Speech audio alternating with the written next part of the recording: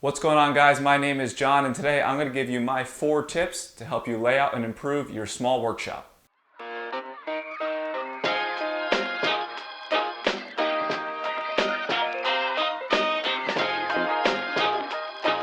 If you haven't already watched my shop tour video, I'm a hobbyist working out of a single car garage. The space measures 12 by 20 and I cram a lot of big tools into it without it feeling very cramped.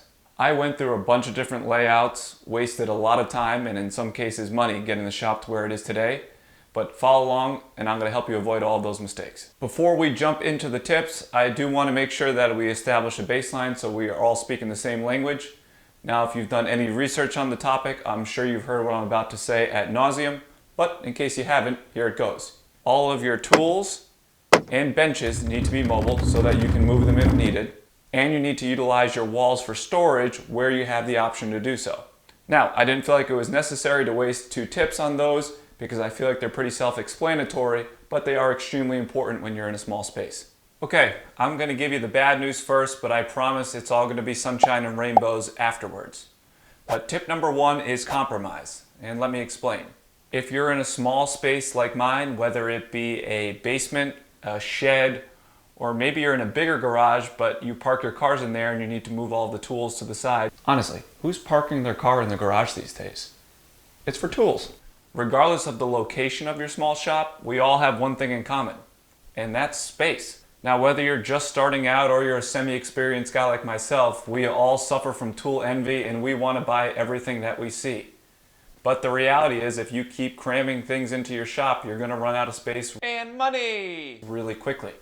So what I suggest doing is creating a list of the things that you're simply not willing to compromise on that you must have in the shop, and then see what you have left over for space afterwards. When I was planning out my shop, there were 3 things that I simply had to have no matter what. Number 1 was a table saw in a fixed location where I had plenty of infeed and outfeed length. Number 2 was a large outfeed and assembly table. Mine measures 6 by 4, which is on the bigger side for a small shop. But I just needed a big flat work surface, not only for my own sanity, but to maintain the quality and the integrity of my work. And number 3 was space for a dedicated dust collection system. The garage is connected to the house and there's a lot of foot traffic by my family in and out every day, so it didn't make sense to be tracking sawdust into the house, and I needed a way to limit the dust. Are there other tools that I would absolutely love to have in my shop? No doubt. It'd be great to have a CNC, but there's simply no space for it with a big assembly table. Would it be nice to have a drum sander? Absolutely.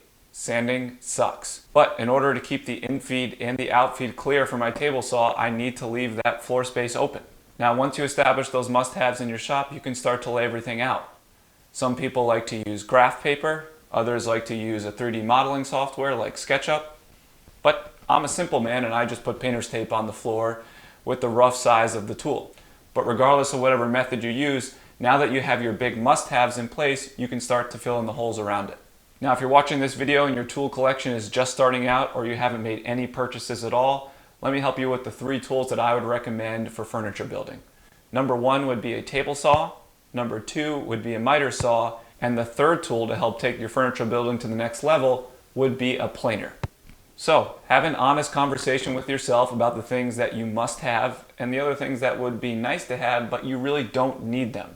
Once you get a better idea of exactly what those tools are, you're going to be in a much better position to start filling in the blanks and building out your shop. Tip number 2 is to forget everything you have heard and know about workflow. I saw a commercial on late night TV. It said, forget everything you know about slipcovers. Then the commercial tried to sell slipcovers, but I didn't know what the hell they were.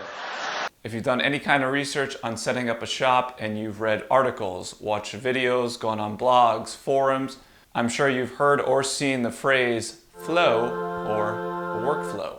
If you're unfamiliar with this vernacular, it's the order and the process things happen in your shop over the course of a project, and then trying to group your like tools and secondary items together like your squares and your pencils and your drill bits to optimize said flow. Now, you're probably saying to yourself, well, that makes sense. And you're right in some cases. For instance, in a commercial setting where time is money, you do need to optimize your workflow. Or if you're in a really large hobby shop and it's not productive to be walking back and forth across the shop all day, workflow and flow totally makes sense. But for the sake of a small hobby shop like this one, or yours at home, the name of the game is trying to cram as many tools as safely as possible into a small space.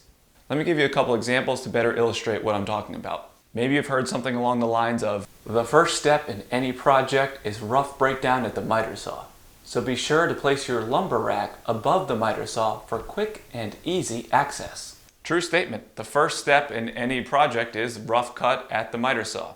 Although I'd actually say the first step is you take your lumber off of the rack, then you put it on your workbench, lay it all of your cuts, and then you bring it over to the miter saw. But I digress. Let's say you actually go straight to the miter saw. When you're in a small space, you don't need to worry about saving 1 or 2 steps. You really just need to put your lumber rack in the space where you have the biggest free wall that you can store the longest pieces of lumber. There's no reason to limit yourself so that you feel like you're optimizing this workflow. I can tell you, I've never thought when starting on a project, man, I wish this lumber rack was closer to my miter saw, which is 3 steps that way. Here's another one you might have heard. Since the jointer and the planer work together to square up stock, it's important to group them together to create a milling location within your workshop. Now, if you have a floor model jointer, and I highly recommend getting a floor model jointer over a bench top, even in a small space like this one, put your jointer where you have the most infeed and outfeed length and you don't have to move it constantly.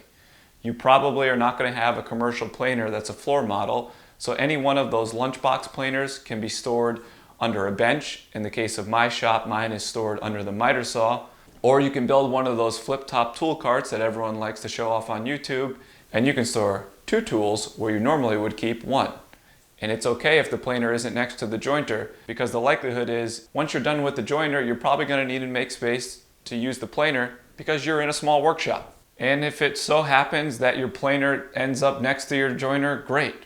But don't make this into a game of Tetris anytime you want to use a tool just for the sake of grouping like tools together. The best thing you can really do to optimize your workflow is to give the tools that require the most infeed and outfeed length or are an absolute pain in the ass to move, like the table saw or the jointer, the space that they truly need. And then you can fill in the holes around it, and I promise the workflow is going to take care of itself. All right, the next tip is going to leave you scratching your head initially, but stay with me, I promise it's going to make sense. And that is, you don't need to build every cabinet and storage solution in your shop. Now, there are going to be instances where you do need to build something custom to fit a specific space in your shop, but more often than not, you can simply repurpose something old to not only save yourself a ton of money, but also time, and it's going to hold you over until the day comes when you can actually build something for that space. For instance, in my shop, the cabinet underneath my table saw was from my neighbors who were remodeling their kitchen and were going to throw out all the old cabinets. I bought 4 casters, screwed them to the bottom. It is by no means the prettiest, and I could get a couple extra inches if I built a custom cabinet, but it gets the job done, and quite honestly, I really don't feel like building a cabinet for underneath my table saw. Now, if you don't have a neighbor who's remodeling their kitchen, you can go to places like Habitat for Humanity, you can look on Craigslist, on Marketplace, and you can find old cabinets that are extremely cheap, and sometimes people are even giving them away. Or you can find things like side tables and then add some casters onto it, and it could be your drill press station. My planer is on a Harbor Freight dolly that cost me $10. I got a scrap piece of OSB from a dumpster of a house that was being built nearby. Could I build a nice custom cabinet that has a little drawer that my planer sits in? Yeah, but you got to pick your battles, guys, or else you're going to become a prisoner to your shop, and you're going to spend all of your time building shop projects and not actually building furniture or things for friends and family. And that's part of the joy of woodworking. Not building a storage solution for your drill bits that no one actually cares about. Don't ask me how I know about that. Even for small storage inside your drawers, you don't have to build individual dividers. I use things like my kids' old shoe boxes to store screws and other small parts, and it works fine. You can always find something that's going to be more than adequate enough that costs you next to nothing, and it's going to save you a ton of time. Okay, now that you've saved some money by not buying 10 sheets of Baltic birch for your shop cabinets and furniture, you can put those saved dollars towards tip number 4, and that is to invest in small creature comforts. Now, if you're an experienced woodworker, you already know this, but if you're just starting out, spoiler alert, it's never as quick as you think it is to build something. So why not make your shop an enjoyable place to be? Because you're going to be spending a lot of time there. For about the same price as a 3/4 inch sheet of Baltic birch plywood, you can greatly improve the lighting in your shop. I added 6 LED lights that I got off Amazon. I'll add a link in the description below, and I can tell you it makes a big difference in the shop. See that? It's really dark without them. You can't work in here. That's crazy. Look at that.